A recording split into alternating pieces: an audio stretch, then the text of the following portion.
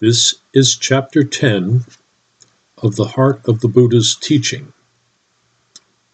Right Thinking.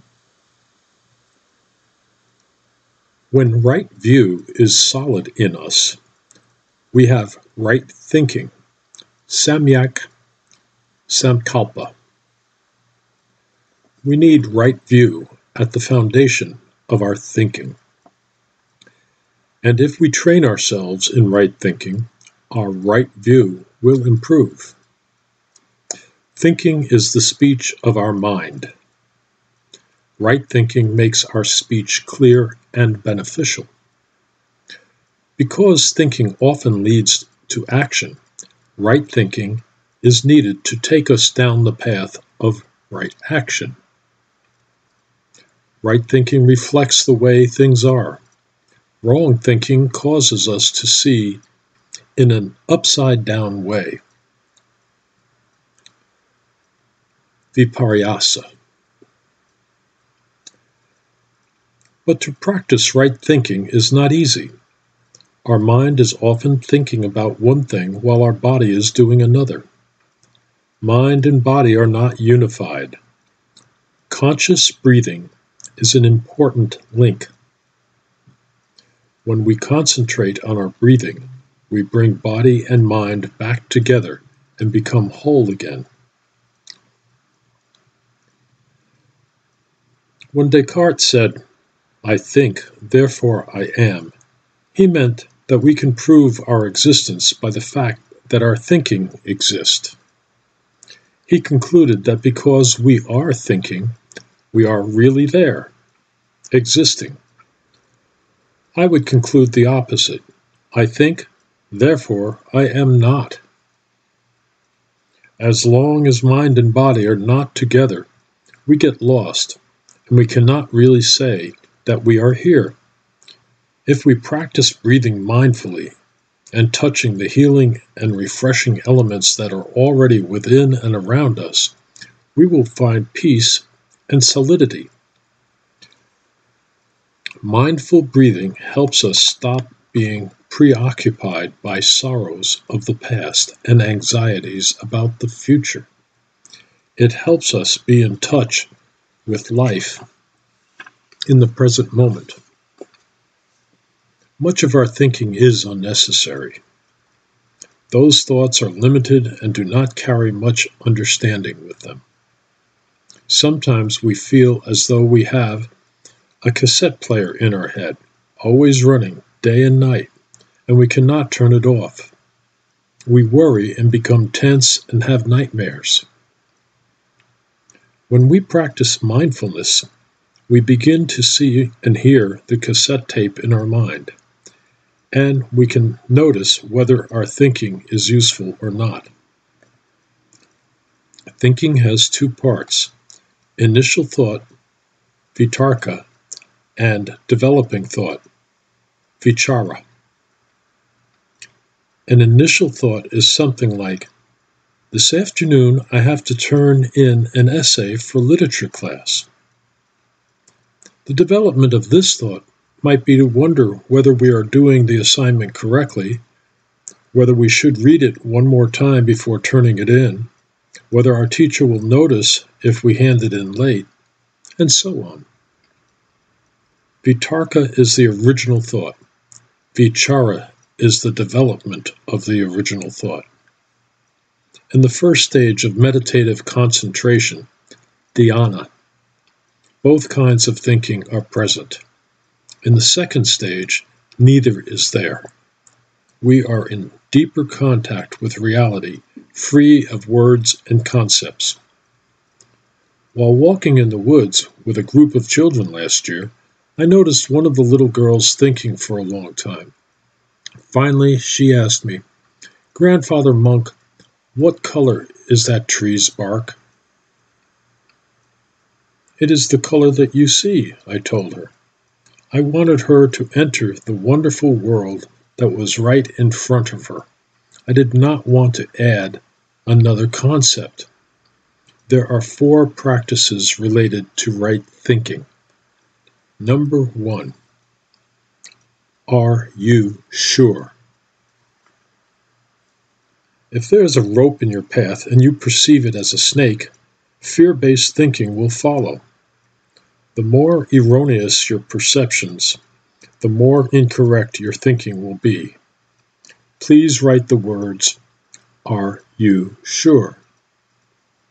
on a large piece of paper and hang it where you will see it often. Ask yourself this question again and again. Wrong perceptions cause incorrect thinking and unnecessary suffering. 2.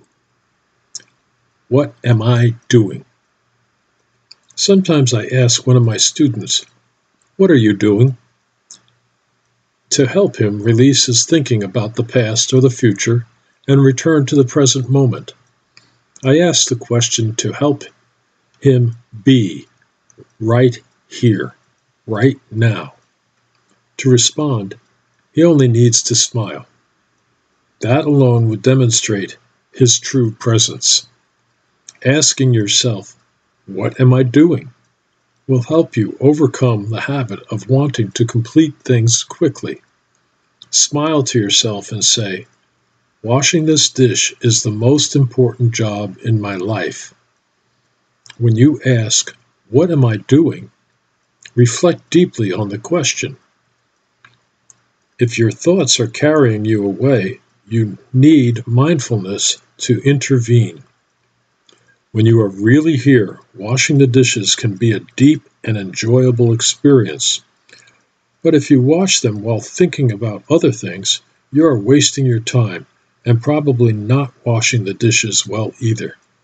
If you are not there, even if you wash 84,000 dishes, your work will be without merit. Emperor Wu asked Bodhidharma, the founder of Zen Buddhism in China, how much merit he had earned by building temples all over the country. Bodhidharma said, "None whatsoever. But if you wash one dish in mindfulness, if you build one small temple while dwelling deeply in the present moment, not wanting to be anywhere else, not caring about fame or recognition, the merit from that act will be boundless, and you will feel very happy." Ask yourself, "What am I doing?" often.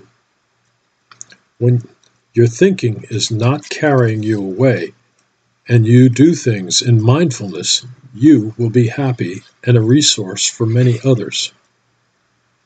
3. Hello, habit energy. We tend to stick to our habits, even the ones that cause us to suffer. Workaholism is one example. In the past, our ancestors may have had to work nearly all the time to put food on the table. But today, our way of working is rather compulsive and prevents us from having real contact with life. We think about our work all the time and don't even have time to breathe.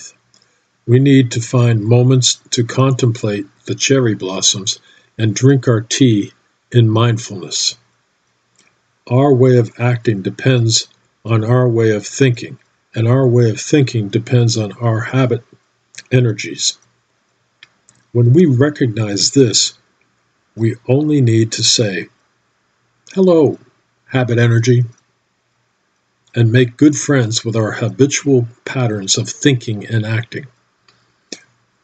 When we can accept these ingrained thoughts and not feel guilty about them, they will lose much of their power over us. Right thinking leads to right action. 4. Bodhicitta. Our mind of love is the deep wish to cultivate understanding in ourselves in order to bring happiness to many beings. It is the motivating force for the practice of mindful living. With bodhicitta at the foundation of our thinking, everything we do or say will help others be liberated. Right thinking also gives rise to right diligence. The Buddha offered many ways to help us transform troublesome thoughts. One way, he said, is to replace an unwholesome thought with a wholesome one by changing the peg. Just as a carpenter replaces a rotten peg by hammering in a new one. If we are constantly assailed by unwholesome patterns of thought, we need to learn how to change the peg and replace those patterns with wholesome thoughts. The Buddha also likened unwholesome thinking to wearing a dead snake around your neck. The easiest way, he said, to keep unwholesome thoughts from arising is to live in a wholesome environment, a community that practices mindful living. With the help and presence of Dharma sisters and brothers, it is easy to sustain right thinking. Dwelling in a good environment is preventative medicine. Right thinking is thinking that is in accord with right view. It is a map that can help us find our way. But when we arrive at our destination, we need to put down the map and enter the reality fully. Think non-thinking is a well-known statement in Zen. When you practice right view and right thinking, you dwell deeply in the present moment, where you can touch seeds of joy, peace, and liberation, heal and transform your suffering, and be truly present for many others. End of chapter.